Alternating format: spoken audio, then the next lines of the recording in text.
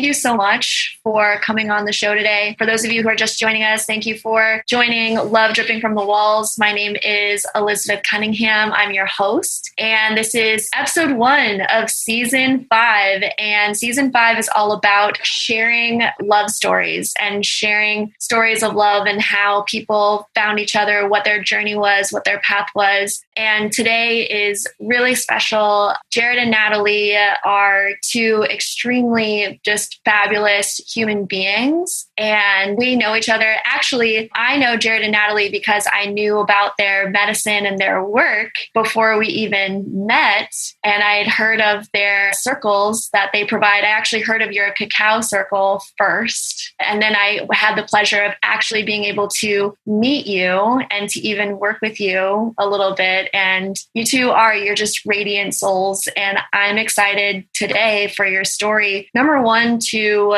talk about how you found each other and how you both found yourselves first, and then you were able to find each other. I love that. One of the things that I talk about is you have to love yourself first in order to receive love from others. And I think it's so beautiful that you all did that. And then I'm excited to hear about how your relationship blossomed and what you're creating now and really what you've been able to create together. And your story is just so precious. So for everyone who's listening, get ready, get excited. And with that, I would love to hand it over to you 2. Where's the beginning of this story? Before I begin, I would just like to breathe and clank my singing bowl for a second. So if we'll all just close our eyes and listen to this sound and take a breath together.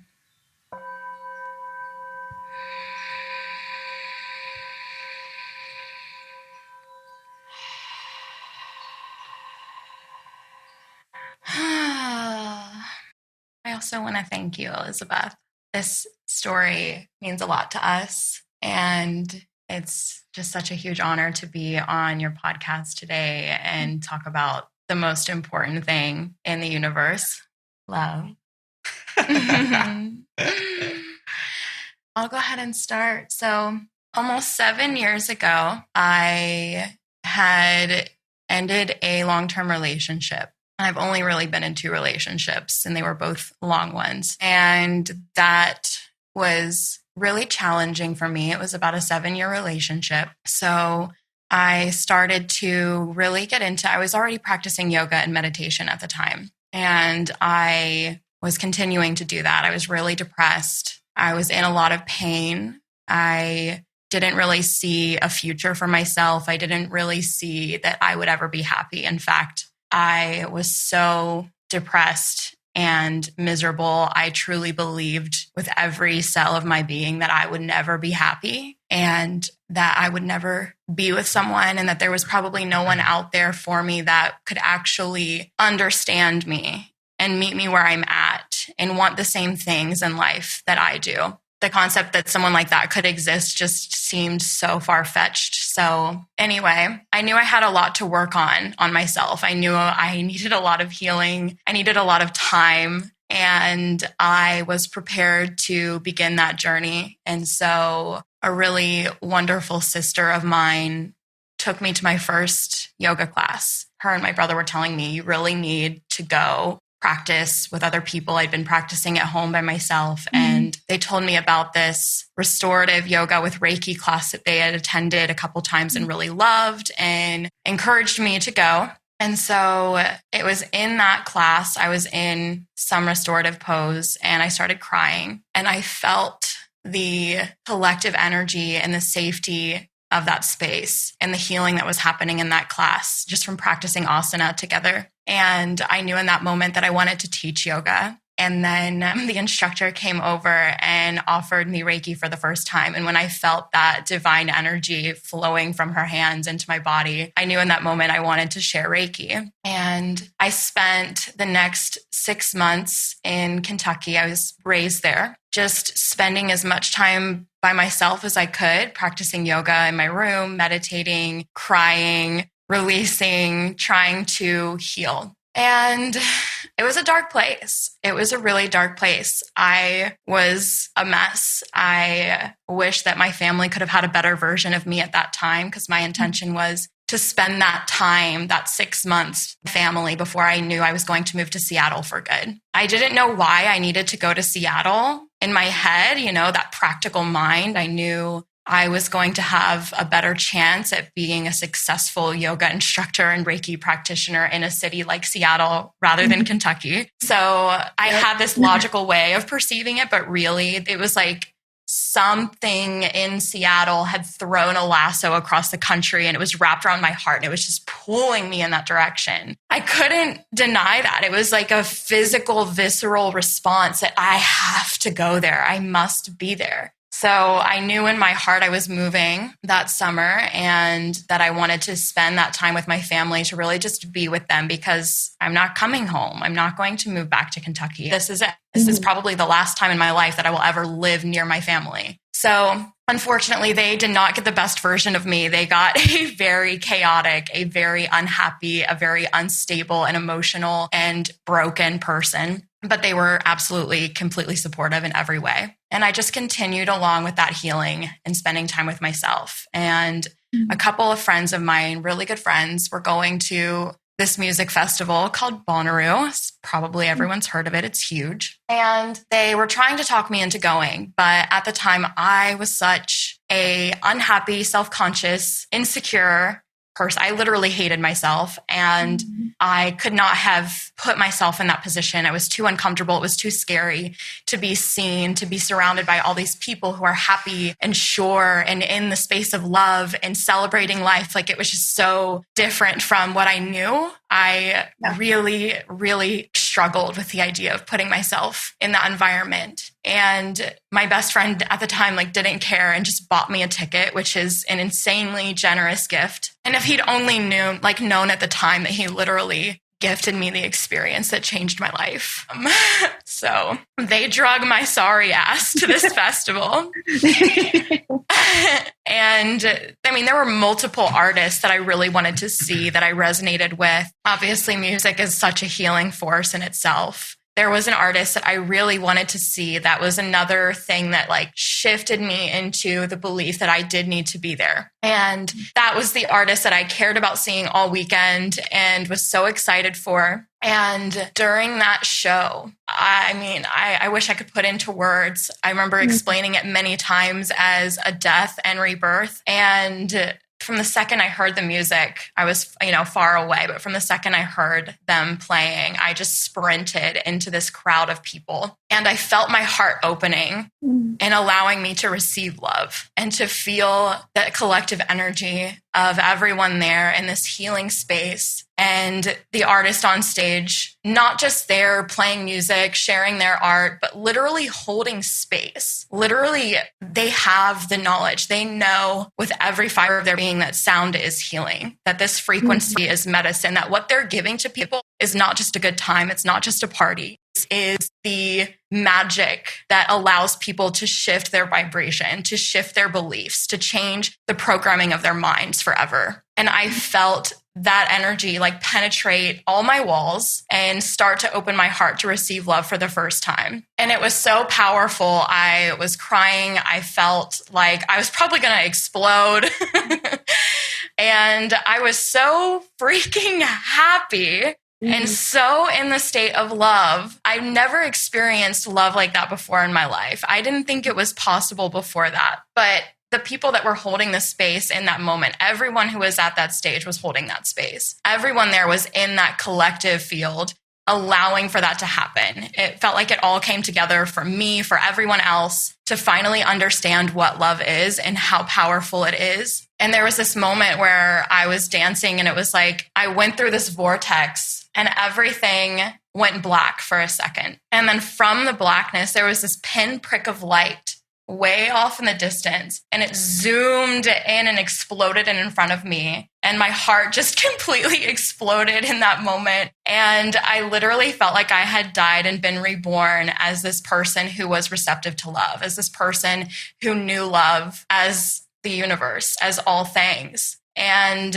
I remember being so afraid that that feeling would go away and I wouldn't be able to recreate it and I wouldn't be able to remember it and I wouldn't be able to carry love into my life and that moment was done and gone. But that wasn't the case at all.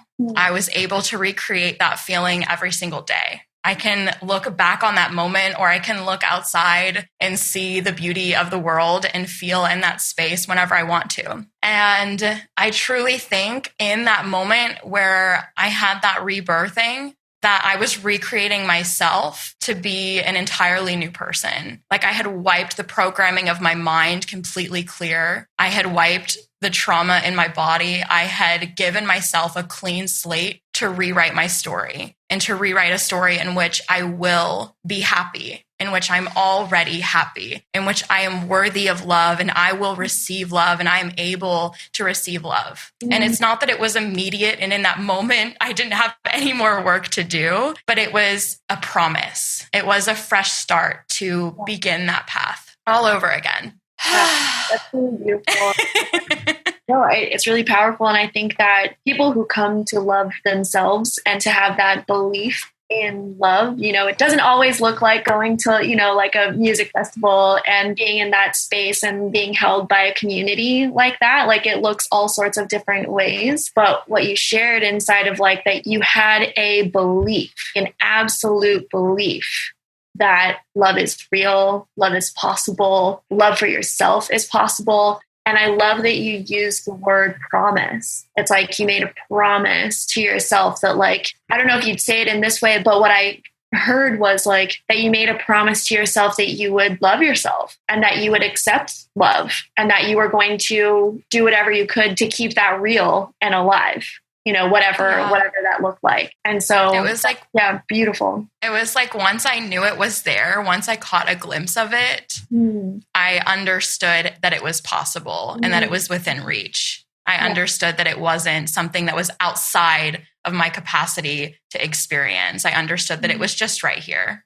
And I just needed to be open to that. I just needed to allow myself that. Beautiful. And because this is going to be important later, I also want to say the artist was the Glitch Mob. They were my favorite artists for a really long time, and they still are. And I knew I loved them before I had seen them in person, but after that experience, like it just obviously multiplied. I literally don't think they're human. Like in my mind, they're 1,000% actual angels. like let's go help the little earthlings.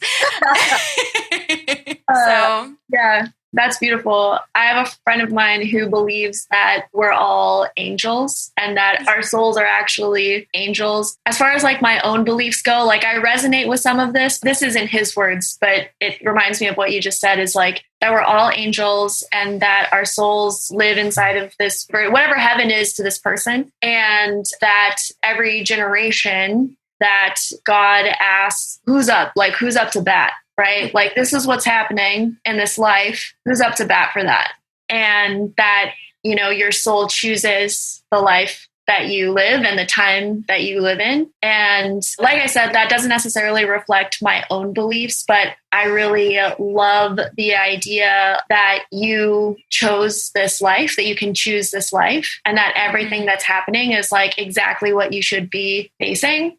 Anyway, but that's just like what reminded me of when you shared that. The other reason I want to share that is because I also want to reflect like just if there is angels on earth, that you two are definitely that. So oh shucks. Just saying. Thanks. So I love that you said Glitch Mob is angels, and I wanted to reflect that back to you. I absolutely do. I also 1,000% believe that I chose to be Natalie, to incarnate in this body at this time and to do all the work that I'm doing. So I love that came up too. Word. You've just been listening. And I've just been listening, man. I mean, I just very much believe in the power of framing things regardless. I mean, what all this is literally is infinite possibility of what this life and all these things in life are, what anything means. Like it's literally, it could be anything. It could just be anything. So why not pick a narrative that's really beautiful and live in that? Yeah, absolutely. I love the saying, like, we're making it all up. So we might as well make up something that's empowering, right? Yes. Yeah. Like, why anything else? right. We're literally making all of shit up. So why not choose something that's actually going to light you up? Yeah, Absolutely. Totally, totally. Anyway, what's next? Is Jerred up? Man, I don't even know where to go next necessarily. Well, I would love Nat to went hear straight that. into it, you know. She went the entire beginning. I didn't expect us to dig that fast, that deep, or that deep, that deep, that fast. Yeah. Well, Welcome that's to how I my roll. podcast. Let's dive in. Baby. Yeah. Mm-hmm. Let's get real.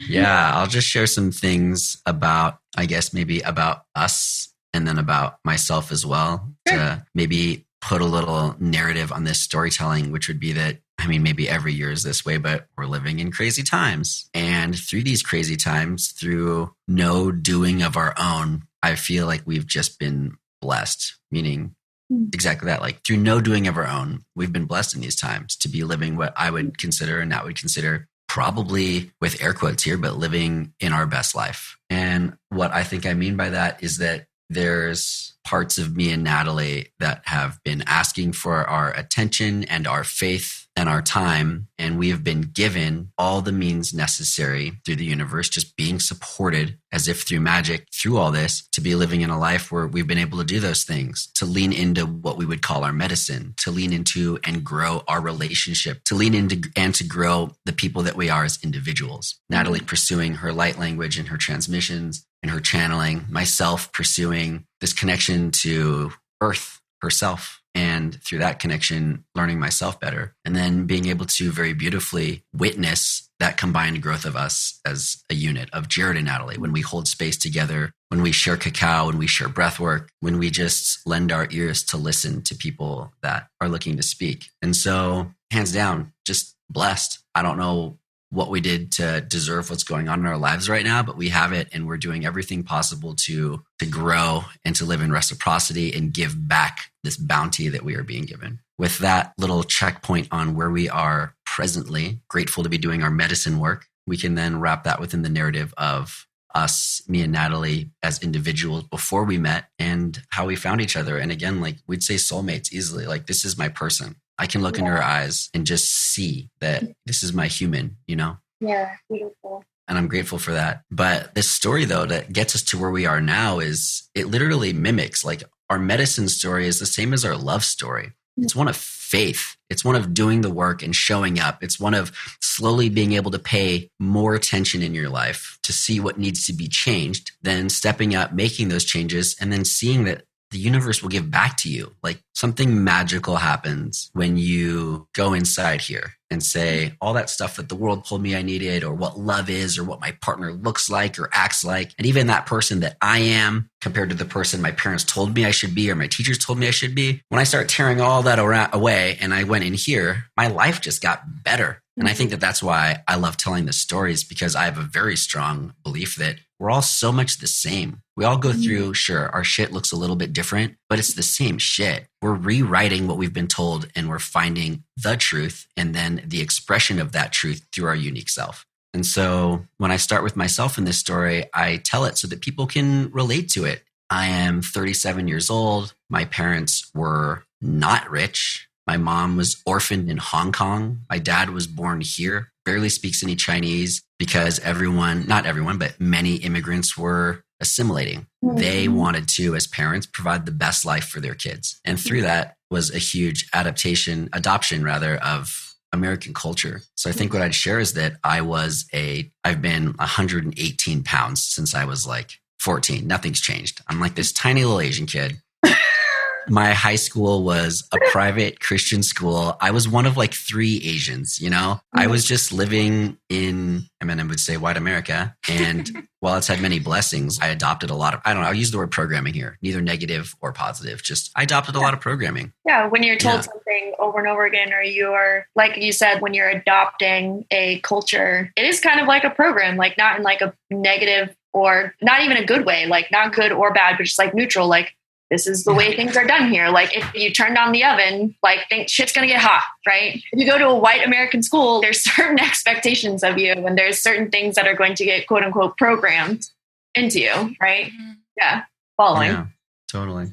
So I'll try to streamline it a bit back to really finding love. But I basically adopted the desires of my culture, like the type of girls that I wanted and what I wanted out of a relationship was very heavily. And I'd say maybe it still is. I don't know how everything is these days, but like very sex heavy. I didn't understand what a relationship or healthy relationship was. And that comes from, family life type stuff. My parents divorced early. I had a rather emotionally abusive stepfather. I didn't really ever see a healthy, loving relationship. And that very much affected all these little things of who my friends were and what they were doing and what my family life was like. Like, I didn't know what I was looking for in a partner, other than what people told me. So sex, I just pretty much pursued sex. And I would find that through, like, my friends would just go drink. And I think I just say these things to say that looking back, it's kind of obvious, but I was just really lost. I didn't know what I wanted. So I just kind of sought what the world told me to seek. And through that seeking, I created a lot of suffering for myself. And I guess where I'll lead this into was it wouldn't be for many years later till close to my late 20s. I did a lot of drinking, like 22 to probably 26. And then maybe that's about it when I started slowing down. And I one day realized, like, I am not good at picking women. Like, whatever this relationship thing is that I'm seeking, nothing that I'm doing is creating any joy or goodness. In fact, it's literally just creating suffering. And it took me like at least a solid 4 years to figure that out. And at that exact same time, I also realized my friends aren't really creating happiness either for me. Yeah. I remember actually very specifically I had a breakup and it really crushed me. And I messaged some friends to see if they'd get lunch with me and everyone was just too busy. I went, all my friends are too busy. I don't think I have the right friends. I might not be getting what I need out of these relationships. Seriously. I mean, the fact that it can take you that many years to figure out is pretty nuts. I remember I was actually looking at my computer. I kind of want to interrupt you because, like, I don't feel that way. Like, I feel like at 26, really getting, like, what you've been doing isn't working for you. I think that's an amazing age to figure out. Like in my opinion, I'm like, damn, you're only 26? Fuck yeah, dude. Like, good for you. All right. Like, I'll take it. Like, I'm going to rewrite your story for a second. I think that 26 is a freaking phenomenal age to be like, oh, shit, my romantic relationships cause a lot of suffering. Oh, my friends aren't really there for me. Oh, I'm actually creating a life that doesn't really work at all. Like, I should do something about that. That you had that revelation at 26 years old is phenomenal. That's amazing. Nice. Some people don't have that revelation until they're like 67. They're like, shit, I've lived an entire life that doesn't work. That you had that at 26 is a gift, my friend. I'm rewriting your story right now. Got it. Well, then I guess I was gifted the insight. I feel like it took me waking up and not knowing how I got home a few too many times. Maybe I'll put it that way.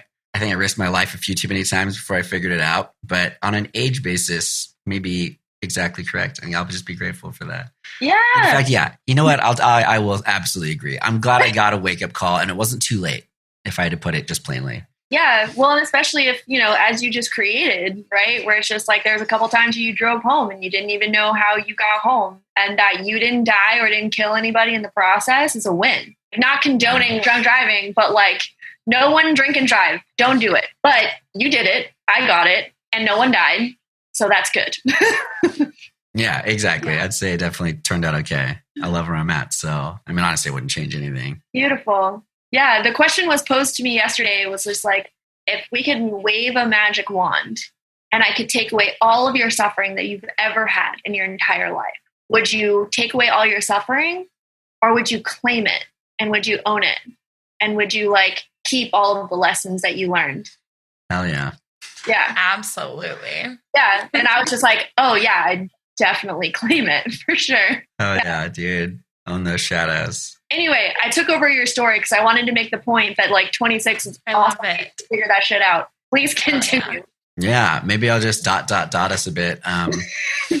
Yeah, man, woke up a little bit. And just to be fair to all my friends, or if any of my old friends are listening, to be fair, it's all a reflection. So if I didn't love myself I couldn't expect, like you said earlier, I can't expect to have friends that are going to love me unconditionally back if I can't love myself unconditionally. So it was definitely a mirror effect going on. But yeah, I remember taking a very hard break. I'm like, okay, I'm just done dating.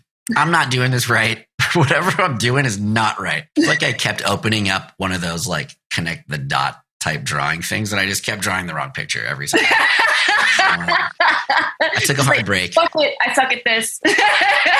Yeah, exactly. I stink. So I remember I took a hard break. I'm like, I'm not going to date anyone for a while. And at the same time, I think this is an important part to add to our story is that at the same time I found, I hate the acronym, but electronic dance music. I found that scene, and I also rolled for the first few times about that same age. And I remember just finding a whole new crew of friends through, I went to a show, I took some Molly, had such a beautiful experience. I was getting coffee one day when I went to work at Nordstrom, and someone that would be a friend for the rest of my life, she heard me talk about this music and she kind of like piqued her ears and invited me to a show. And then that one moment, all of my friends changed after that. My entire group, everything that I knew about going out and expressing myself, something that I think is a really powerful thing to, and I've actually heard people echo this to me, which is why I'm going to say it on this, is that through that the EDM scene, I learned that dancing by yourself is not only just okay, it's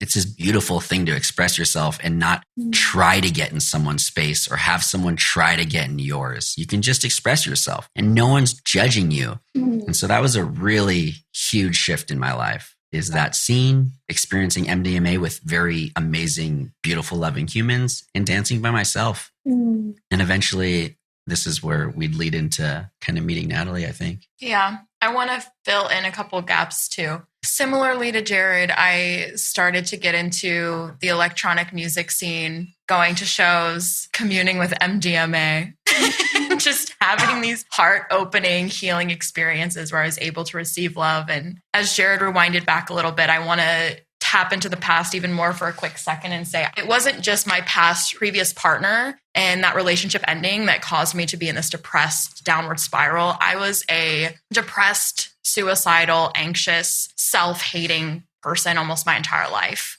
So like ever since I was a kid and could learned those patterns of, oh, I don't like myself.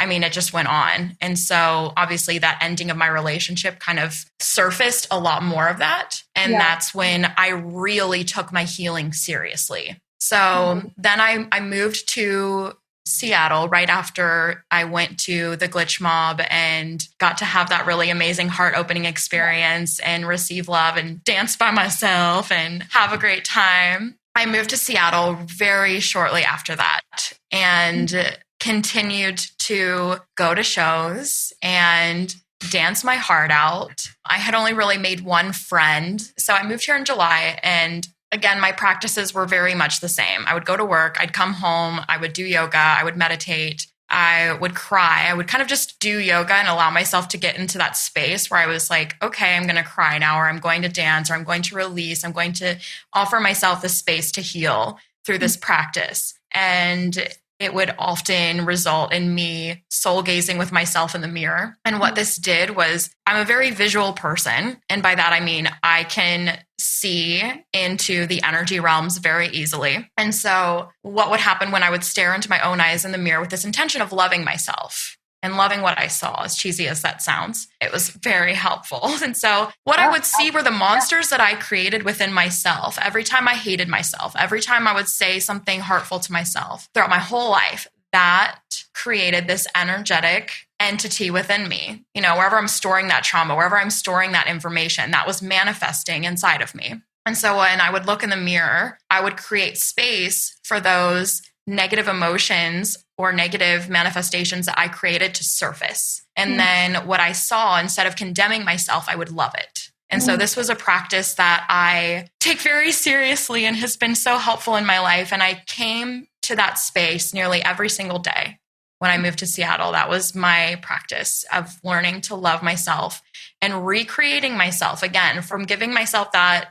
gift at the Glitch Mob to die and be reborn. I was now starting over with this clean slate to recreate this person, to build and manifest an entire new person that was based on love instead of hate or fear. And so that was a practice every day to come back and say, okay, I'm going to choose to be in love with myself today. And at the same time, I made one friend, and she and I would go to clubs and dance, and I was just exploring the electronic music scene in Seattle and having so much fun and dancing my heart out. And one night I went out for my birthday, and the show was great, but honestly, I could have just gone home afterwards. I didn't need to go do anything special, but my friend that went out with me for my birthday really wanted to go to the after party. And of course, since she went out with me for my birthday, of course, I'll go with you to the after party. So yeah, and on that same night, I had gone to the exact same show with a couple of my friends. And then the night was wrapping up and I was ready to go home. But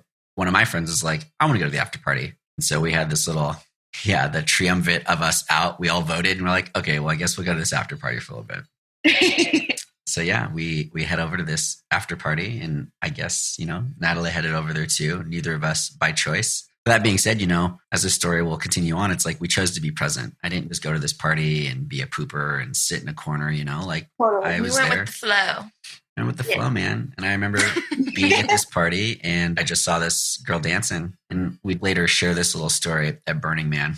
We were at this couples communication class, and there's all these people at this Burning Man workshop. Everyone's going in a circle and they're saying, each person in the couple is sharing what were their first thoughts. The first thought you had when you saw your partner for the first time. And everyone's sharing all these beautiful things about, I saw an angel, or just she was glowing with beauty and all these things. And so on my turn, I was with Natalie and I remember it. I'm like, I saw her dancing at this after party and she was just so free. She was just radiating freedom and light. And that's what I remember when I saw Natalie. And my first thought about Jerred was that he wasn't creepy.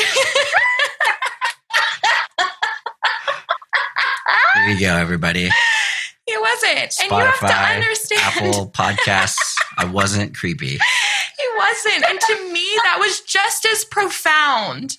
That was just as profound because my life experience had taught me that men are not safe, and that especially if you're out dancing, and as I was out dancing by myself very often, I did not want men to approach my space. I did not want men to come dance near me because I don't care who you are, you're not safe. Right. And the way that Jerred could approach me with just enough space between us and with clear, it was so like his intentions were so clear. I knew this person was not trying to enter into my energetic bubble. Like he was just trying to be next to my bubble. And so it felt so pure. Yeah. And I had never really experienced feeling that safe next to a stranger in that environment in my life. I'm not saying that men are all evil or bad. I'm just saying like that is a belief system that I am still working through in this moment. But at that time, it was very new for me to feel unthreatened by a man in that environment. And so I was very, very taken aback by that. Yeah. So. Everything that you just said. Yeah, 100%. One of the things is that in our brains, like we talked earlier, like our brains have been programmed, right? And a lot of the time, what our brains have been programmed to is to go straight towards the negative of something. And I mean negative as in like not or never or something like that. Like, oh, I'm never going to do that ever again, or that's not what I want. Like a lot of the times when I ask people, like, what do you want in a relationship? I get a lot of the not first. Like we're programmed to really think in those terms so that in hearing, literally, I love that you created it that way because when you said, oh, he's not creepy, what I heard was, he's really safe.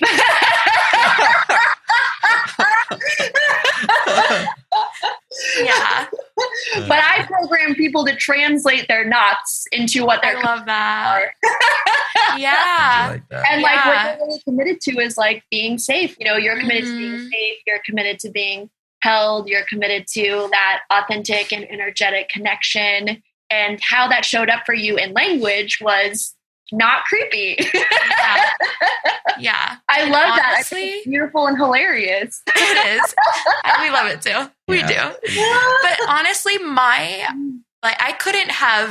was not ready for anything more than that. If I had seen him in any other way, I just wasn't ready to see him in any other way. I tell too that when I share the story that the night before I met him, I was sitting in my room, as I always do, going through my practice of healing and crying. And I remember communicating with the universe very clearly that I am not ready to meet anyone. Like, and just knowing, just having this understanding within myself that I am still doing this work. Because I knew on a subconscious level that the universe was trying to open me up and like say, hey, you want to meet a human? You know, there's a human out there for you. And I'm like, I am no. Universe, no. But it's not up to me or within my control. Right. You know, well, I have no say.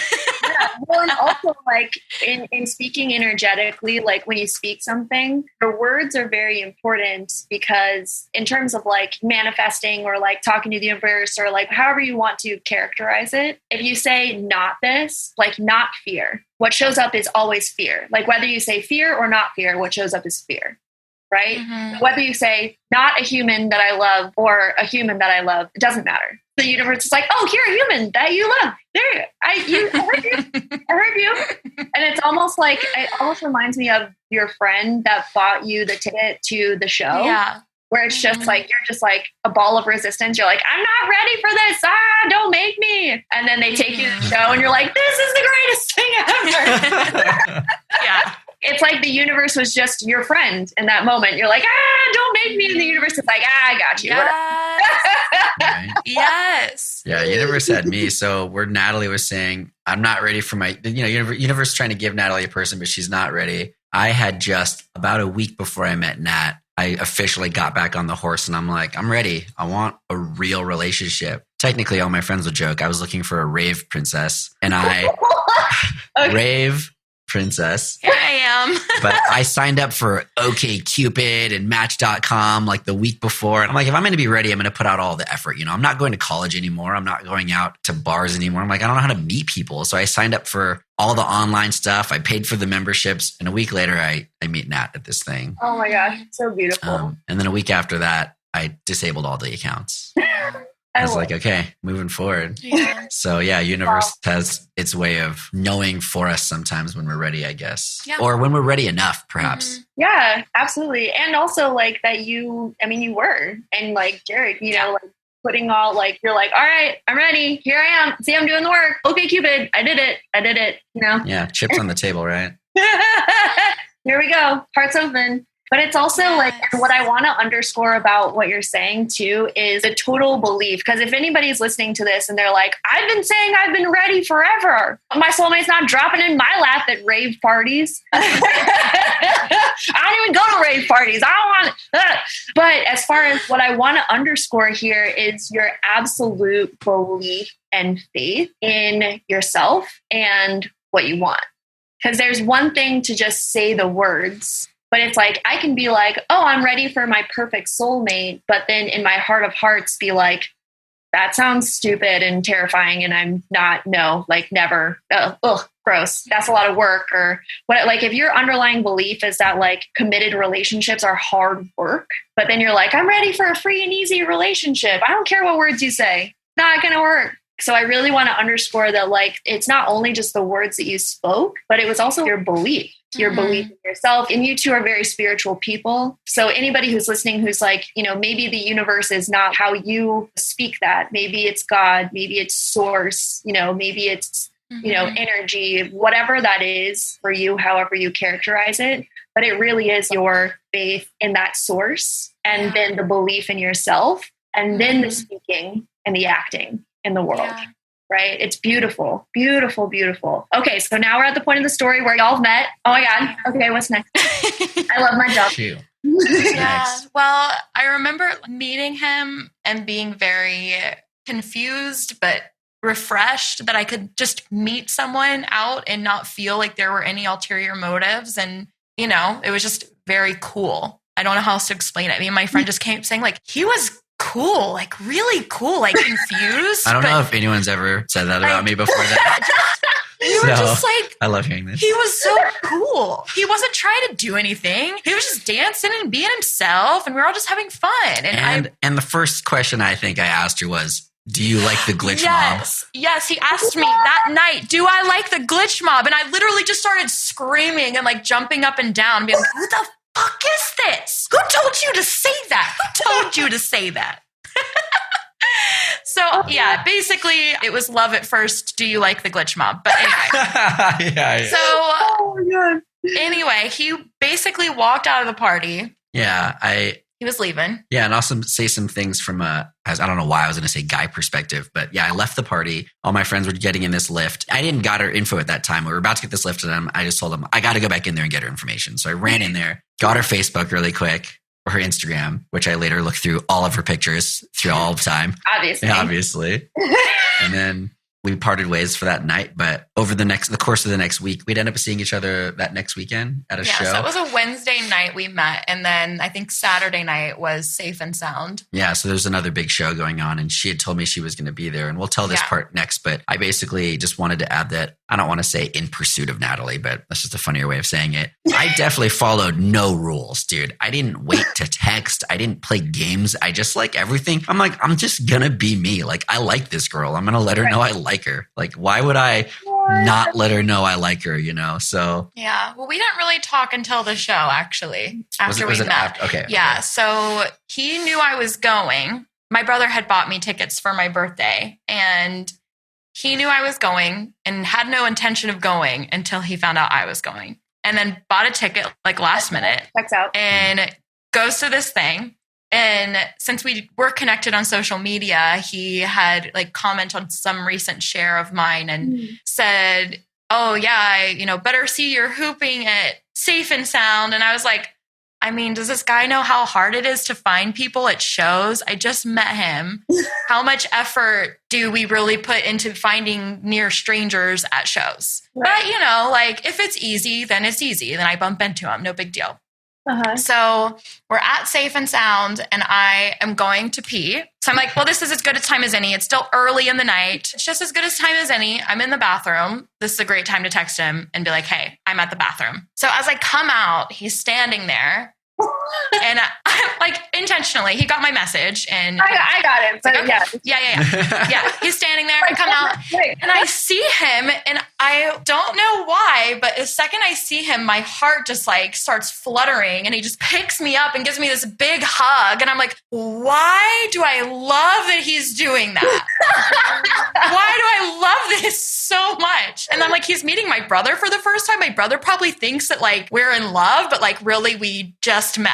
We don't even know each other at all. What's happening? Like, I just could tell, like, okay, what the hell is happening here? No, you're good. You tell. So as the night goes on, these are all the parts you love. He's just hanging out with like me and my brother and my sister. We are all under the influence again of MDMA, which has been such a heart-opening medicine for me. And Jerred is playing with these gloves that have lights on the fingers, on their fingertips. Mm-hmm. And I'm like, I've kind of seen people doing that, but not like I've never really experienced it. I mean, every rave and festival, you just see people with all kinds of crazy things, right? Yeah. There's like so much out there to get your mind blown by. Yeah, tons of lights and tons of toys, and people are dancing and flowing. Yeah. And so, there's for people that don't know, but there's an art form of flow out there called light shows or gloving mm-hmm. And I really love them deeply. It is self-expression, and it's really intimate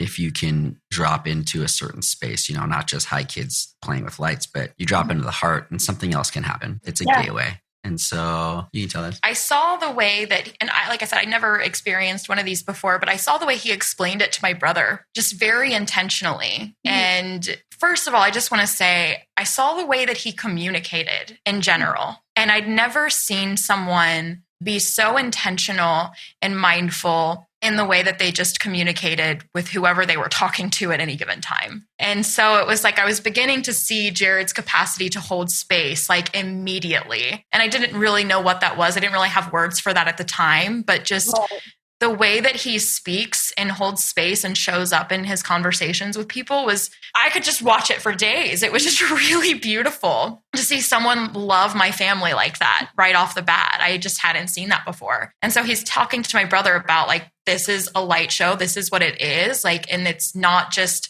high kids doing cool things and tricks. Like, this is an intentional experience that I want to give to you. I want to share with you. Then when it was my turn, there was, a similar conversation around this is special. And I didn't know what was about to happen, but I knew that it was going to be really special. And so for the duration of a song or however long it was, Jerred expressed himself through light, through the sounds that were coming from the stage, and channeled a story to me. And his conscious mind, the small self, the ego, was not aware of what he was telling me in this story, but his soul and I were having this complete insane conversation the entire time. And so my first light show that I ever had was Jerred telling me that we were soulmates, and that in that moment where I had been reborn and began to recreate myself, he was on the other side of the country also recreating himself. And that we were these two particles of light on opposite ends of the country that were being magnetized and attracting one another to the other across time and space. And so over time, my little particle of light got drawn all the way to Seattle to meet him. And that as we were doing the work, we were aligning our own vibrational frequencies to match the other person's. And so through that law of attraction, through love, we just collided in time and space and found each other. And so I'm receiving all of this information as truth and crying, and I don't know how to tell him this. I don't think he's actually ready to hear all of this. Yeah, because this is also, like you said, you're basically quote unquote strangers at this point. Yeah, but I did fall in love with him in that moment. Like, I knew all of that was true. I understood. I saw the story. I saw it all play out in front of my very eyes, just through the metaphor of light and expression. And like I said, I literally was in love with him. I knew he was my soulmate and that we would be together forever and that we had a mission to do together on this planet. And I just spent the rest of my night being in love with him and just being so happy and so free. It was the best night of my life, still probably one of the best still to this day. Did you want to add anything in, or should I just keep trucking? I think maybe there was that line that you kind of got as your download, which was the I created you. Yes, I deeply understood that through my own self-creation, I was simultaneously creating my partner. Mm-hmm. And him at the same time, through his own self-creation, shifting out of the friend groups and the habits that weren't serving him and into this better place. He was creating himself, but also manifesting his partner. And so our process of self-evolution and self-development was deeply interwoven with the creation of the other person at the same time, because we were both in a place of being reborn and then coming together. So that was Nat's first light show. And it awoke within me this deep connection to my inner child too. I remember the next day I went hiking with my brother and my sister, and I was running through the forest, and as leaves were falling from the trees, I was running to catch them and just laughing hysterically. And I went to the beach and I was chasing birds and just screaming and seeing a rainbow and screaming at the top of my lungs, there's a rainbow. And she still does that. I mean, it awoke that inner child within me in this way. And I felt so free and so connected to myself and so in that space of love. Meanwhile, and this is why we say from two different realms, because even though I had seen Jerred's soul, I had communicated with his soul, and we were on the same page. Me and his soul, we're on the same page. We know we're in love. We know we got work to do. We know that everything's going to be fine and we're going to be together forever. We know. Yeah. But Jerred did not know any of this. Yeah, I just knew I liked her. Yeah.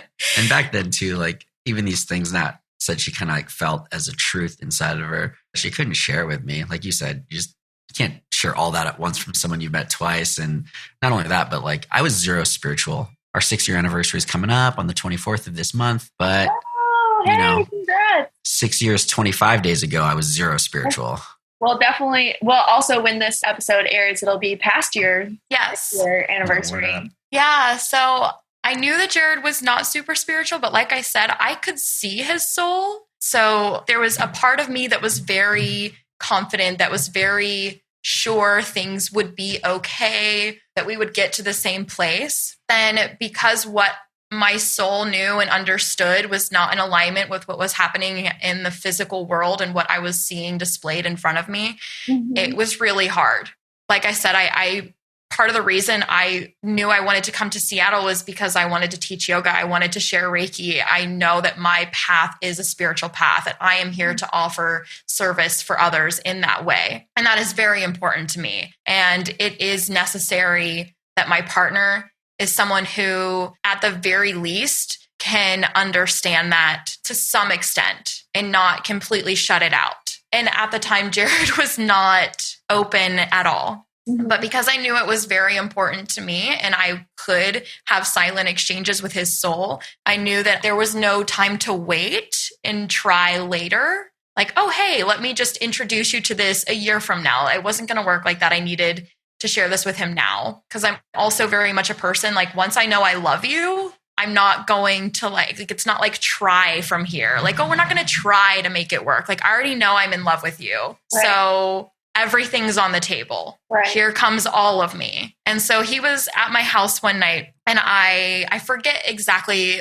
what side of my spirituality I was trying to express, but I was just trying to have a conversation with him to open him up to that. And he was literally like on the other end of my couch, like inching away from me as far as he could be, just looking at me like, this girl has lost her shit. She's talking about like spirits and chakras and energy and everything's one. And I had a little bit of an edible and I was like, I don't know what you believe in. And he has a friend who like may have mentioned similar things at some point. So he's telling me like, you should meet my friend. You should meet my friend. And I'm like, straight up. I'm like, okay, bless your little heart. Like, I didn't even really know what to say, but I knew that he was definitely not open, but I would still have those conversations with his soul. I could see his soul.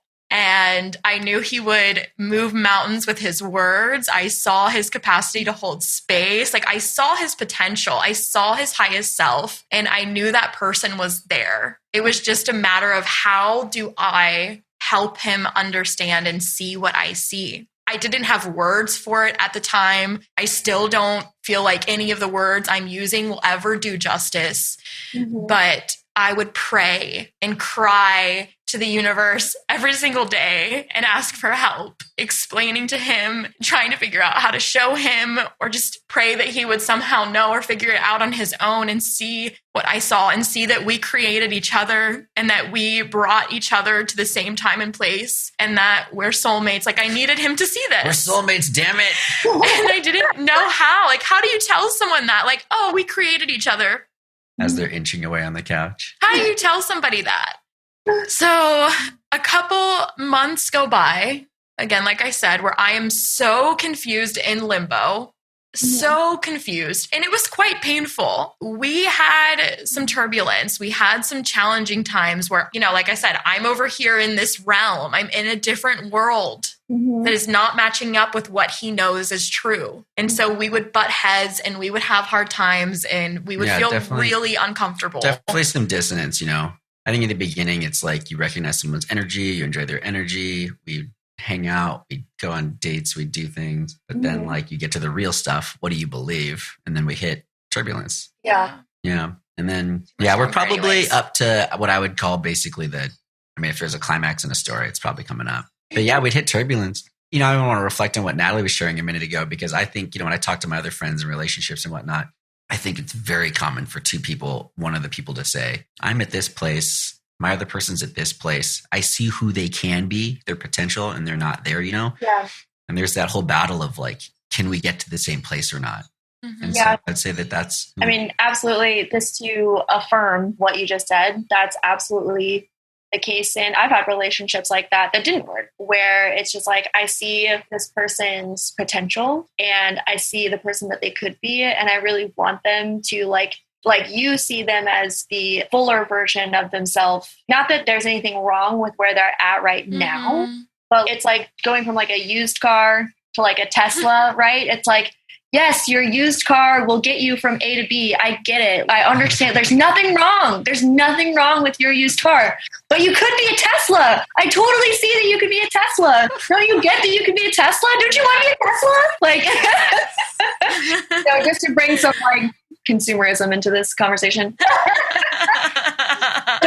I'll allow it. Right? And I get the frustration. And I also get from the other side how it's really frustrating to see someone's potential and then to like be in that space of like, how do I have them see that? But I get how it's frustrating from the other side as well, where it's like, there's nothing wrong with me. Like, why do you want me to be like something else? You know, someone I'm not. Yeah, exactly. It's just like, there's nothing wrong with me. I don't need to be any other way. You know, why do you got to try and like get me to see something when I don't need to? Da, da, da, da. So it's just like, and Natalie, you brought it up really beautifully earlier. There's the ego, right? There's the ego that gets in the way on both sides, right? Where the one person is like defensive, like, hey, there's nothing wrong with me. And then it's like the other person is like, oh, I just want you to see the thing. Okay. And so being able to let go, but that has to happen on both sides, right? And I think I'm assuming that that's where this story is going, where there's like a let go on both sides, where there's an allowing and there's a space that opens up with both people. Like the one person gives up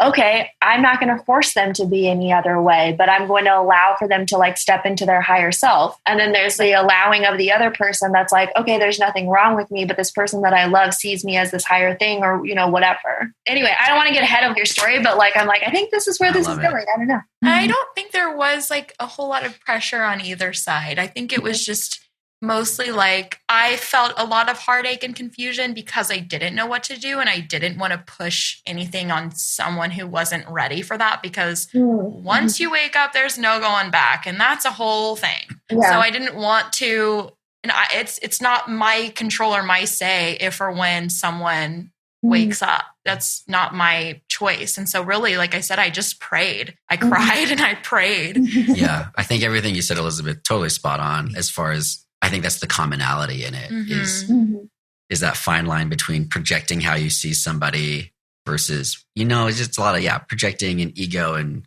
a fine line. And then once you bring it up, then you get into what you were pretty much bringing up, which is like both sides being able to let go enough to see if things will happen or not happen, you know, like you're never going to know. In this case, I think like Nat said, she kind of already knew that you can't she just knew it wasn't the right move to just out with everything. And I had no words for it. It wasn't like I knew how to even approach. I had no knowledge or wisdom of how to even try to say, I created you and you created me to another person. Yes. With me inching away on the couch already. I was like, this is clearly beyond me. And I'm just calling in the higher power here. Like, yo, can you do something about this? My heart hurts real bad. Can I get some help? So I think that's the perfect transition. So let's skip ahead to exactly what was that higher power, man. And so, you know, I remember very clearly hanging out with my friends and talking about this girl I really like, but she has all these beliefs that are, I don't know if I said it this way at the time, but like they contradict everything I believe. And that puts me immediately into a place of fear. Well, you know, if I don't know it, it's the unknown. And because it's unknown, I fear it. And I'm very much trying to like wrestle with my belief systems while being with this girl that I know that I like. But yeah, so fast forwarding to that higher power is we're at one of our friends' houses and I had taken mushrooms probably a solid handful of times. My first mushroom trip was really profound and helped me deal with a lot of fear of death stuff. And then I'd recreationally taken mushrooms quite a few times between then and this time we're about to talk about. But yeah, we're at my friend's house and maybe I'll share this first really quick, a really quick aside, which is I discovered this question recently and I really love it. I was just at a men's retreat like a week ago and I had arranged this carpooling down in California and I get down there and there's all these guys and we immediately connected, just open-hearted conversation between men, which is refreshing and fucking beautiful. And the question that got asked, or maybe it got answered, then I realized I really like this question is, you talk about people's healing, and especially for you, love dripping off the walls. Like you recognize it already. And Nat said it earlier too, is like, dude, love is this powerful healer. And we want love dripping off the walls. And so the question that arose was, and this is just because we all have, like, again, we all have our own unique baggage. But the question became, when was the first time that you were in a place that you were both given and able to receive unconditional love? Mm. And dude, when people answer that, you can very easily see a huge turning point in their life. Yeah. And so I had been spending all this work to be more happy and then be happier in a relationship specifically. I remember browsing through my computer a few years ago and I found this little text file that was like a 2014 New Year's resolution list. How's the year we met? Oh, was it? Mm-hmm. Then maybe this was like from a few years before that. Basically, I want to say this was an old list that I found, this little text file. And there's like 4 bullet points. And the very last bottom of the list bullet point was be more happy. Mm. My subconscious mind was consciously and subconsciously telling me to be more happy.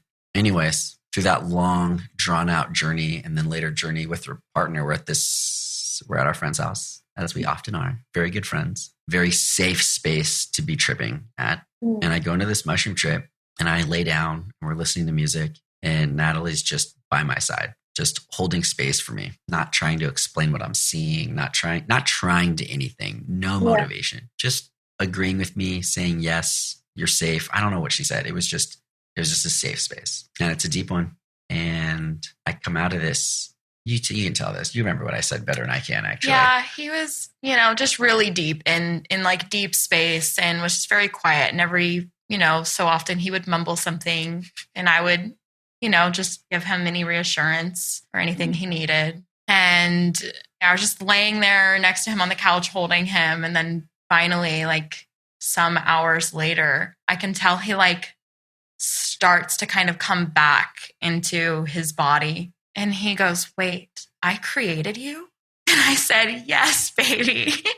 Yes, you did. And he said, wait, you created me? And I was like, yes, I did. And I lost my shit because literally my prayers had been answered. I never mentioned a word of any of this to him. I never even tried because I didn't know how. And he just understood on his own through this medicine of psilocybin. And after that, yeah. And then after I said those words, then I remember, so in all my relationships before, I'd never said I love you to anyone except my family. And when I came out of that, I went, I think I love you.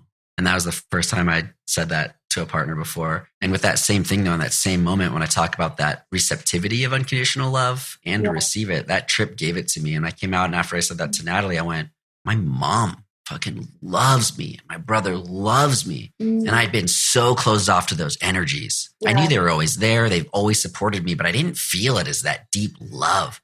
I'd always said love like how you just say, see ya at the end of a phone call, like it was just a thing I said, but I suddenly like a huge layer just got chipped away and I was able to understand that love was always being given to me, man. And I was just not seeing it, not respecting it, and not reciprocating it to the people in my life. And that was my wake up, man. That was my big moment where I felt unconditional love like a wellspring just pouring from the earth.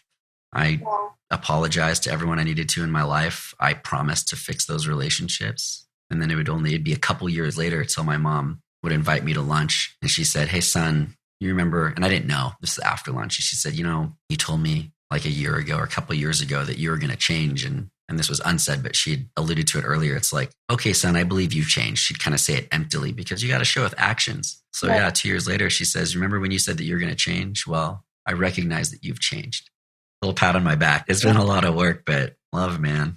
Yeah, you came out of that journey to expressing that you understood the universe, you understood the interconnectivity of everything, you understood love is everything. It was like everything that I had hoped he could see was just in that one journey. He just came, and I had no idea that was something that could happen. And he just came out of it just knowing all of it. Like I didn't have to say a word. I didn't have to try and say, oh, do you understand this or that? Like it was just, oh. Yeah, I remember what I said was, dude, we're in the Matrix and the Matrix is love. And I'm Neo but you're Neo and you're Neo. And we're just all in this matrix of love. And I had the same fear that Nat had actually after her Bonnaroo trip. I was so scared that I would sleep and forget this feeling, or it was temporary, or because I was on drugs that I would lose it. Right. I didn't lose it. I didn't lose it at all. No, that's beautiful.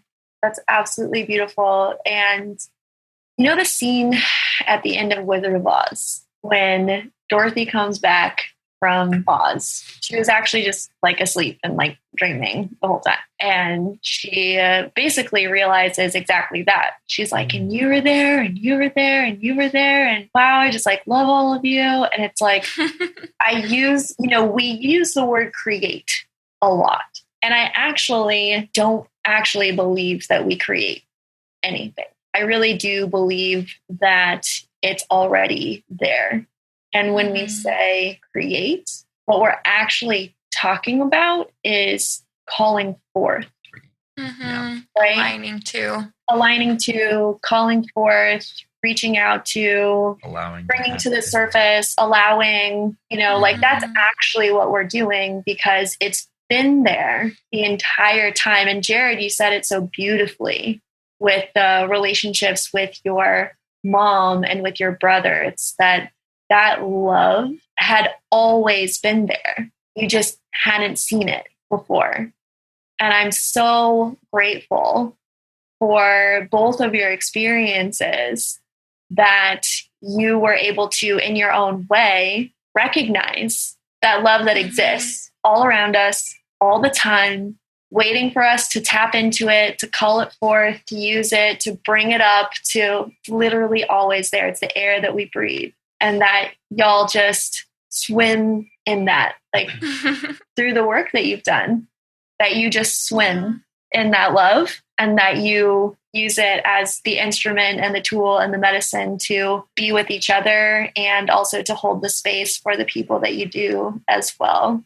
I just think that y'all are just some of the most precious souls on this planet. And I had just all of the listeners know, like, I've never heard this story before. And that is beautiful and inspiring. I'm so grateful that you shared your story today. Thank you for agreeing to share your story. Is there anything else that you want to say or add? I mean, really quick, just to give props to you, Elizabeth. Being in Mastermind with you was just the opportunity to meet you. Just heard glowing things about you before. And then being in that Mastermind, like, your energy is always so beautiful. And I remember when Mastermind ended, we all got to pick someone to give us compliments. And I was like, I want Elizabeth. So good at it. You're just so good at loving on people. Yeah, he told me afterwards, he was like, yeah, Natalie, you did right by picking Elizabeth. Like, because I knew it right away. I was like, I want Elizabeth to acknowledge me. And it was the best acknowledgement. And thank you so much for creating this podcast and this space to have conversations about love, and then for inviting us to share this story. Like, we love telling it. So thank you for creating a space to be heard and just to share. So yeah, those are just some props to you, man. Yeah. Oh my gosh. Thank you so much. You're welcome. You're welcome. And we might leave this for later, but I would totally acknowledge you. Well, I'll acknowledge the hell out of you. I'm tempted to do it right now. I'm like, hell yeah. All right, let's do it. This is my podcast. I'm doing whatever I want. So Jerred's talking about an entrepreneurial mastermind that I co-created with a mutual friend of ours to create community with soul-centered, heart-centered entrepreneurs, people who are really up to shifting the world or creating positive change in the world in some way. So that's what the mastermind is. And Jerred, to acknowledge you for the mastermind, I acknowledge the space that you bring inside of community. You make everything okay. Like, you just make everything okay. Anything that happens, anything that comes up, anything that's like, it wasn't, quote unquote, supposed to happen, or like maybe some people would characterize it as like it shouldn't, happen that way or whatever. That's just never in your space. You're always just like, it's all okay. It's all happening the way it needs to happen. It's all unfolding the way it needs to unfold. It's like your energy is just so beautiful and pure, and that you would bring that space to the mastermind allowed for a level of growth that wouldn't have been there had you not been there. Damn, girl. You're so good at that. You're so good at that. I feel like I just leveled up. Dude, I didn't even know it. Seriously. Your coaching is probably so fire. Seriously. Yeah. So how can people get a hold of you? What are you up to? We've been talking about your medicine the entire time. So maybe in like a sentence or two, just say what your medicine is, how people can get a hold of you. And then I will put that all in the show notes so that people can click on the link and just get a hold of you.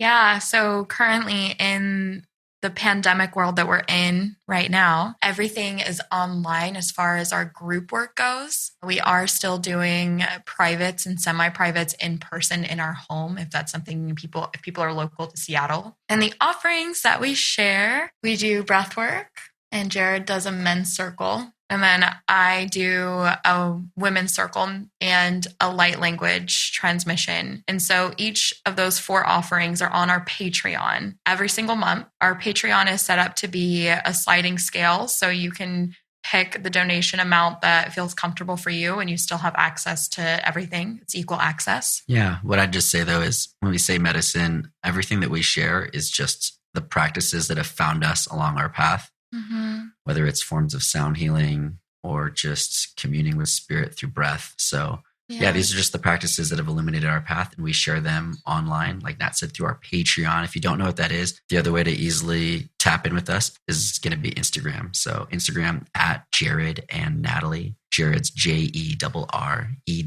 and Natalie. It's the same with our Facebook. So you can find us there really easy. And through that, you can find our work where, we're holding circles online. They're super beautiful. If they weren't beautiful and healing, then my standards are here. So if they didn't meet, I'm just saying. Because we were apprehensive about shifting online to beginning is why he's saying that in the beginning. But but it's they're been killer. Really beautiful. So if anything that we've shared is resonating with you, tap in with us, send us a message, join us for breath work. Yeah, we also do sound healing, and I offer intuitive energy healing and private yoga too. So there's all kinds of ways that you can connect with us and the heart medicine we share. Yeah, I know that for artists during this time, it's been a difficult transition. And also, I just resonate. You didn't say this exactly, but there's like the fear of that what you provide is going to lessen in value over online, because so much of what you provide is usually in person. And just as a testimonial, I have gone to one of your breathwork circles. And even though on my end, I completely screwed up the time. And so I had to leave early.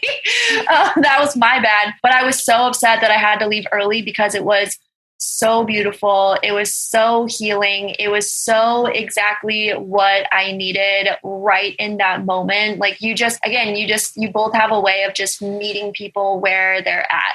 And I just felt so, even though it was over Zoom, I absolutely felt held and empowered and safe in your circle, like even over Zoom. So I don't think that your medicine is lost in any way over technology at all. If I can pop one more thing out there to the interwebs, would be medicine that's called me deeply recently has been men's work. So if there's any men listening to this that are seeking the counsel and circle and just being held by other men, I'm here to say that that's a powerful medicine, that men gathering in a place of respect and listening and holding each other is rare, but is a deep medicine. So if any of that resonates with you, please, please, please just send me a message. Let's chat. Or if just any of this resonates with you at all, just reach out. We love just connecting with people and exchanging stories. So I love it. Well, thank you so much for connecting with me today and exchanging your story with me and my audience. I appreciate you. I honor you. I acknowledge you. I cherish you. Thank you for being partners with me on this journey. Thank you for being partners with me in spreading love and happiness in the world. Thank you. Hell yeah. Fuck yeah. That's the mission. Yeah. Oh, darn. We have to love each other. Stupid.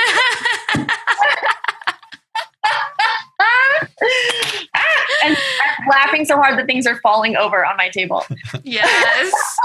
Perfect. Love earthquake. Love you. Love you too. Mwah. Thank you so much. That was so beautiful.